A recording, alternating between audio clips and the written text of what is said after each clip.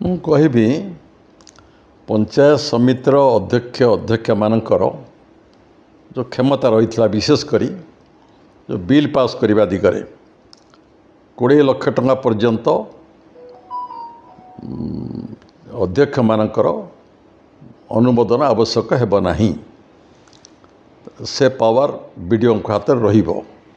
मु कहिबी ये गोटे राजनैतिक उद्देश्य प्रणोदित निष्पत्ति एक गणतांत्रिक निष्पत्ति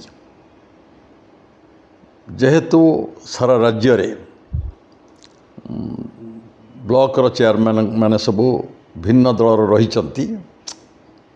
सेमानंको दुर्बल करिबा पई ये गणतांत्रिक व्यवस्था को दुर्बल करिबा पई ये गोटे सरकार निष्पत्ति नबाकू जाउछंती। मु कहिबी ए निष्पत्ति को कहीं स्वागत करिवे नाही। ये ब्लॉक रो मुख्य जे चेयरमैन अछंती तांको यदि क्षमता संकुचित करा जाए तांको जे दुर्बल करा जाए ये जो पंचायत राज व्यवस्था ये दुर्बल हो जीवो। लोक मानकर असुविधा सुविधा को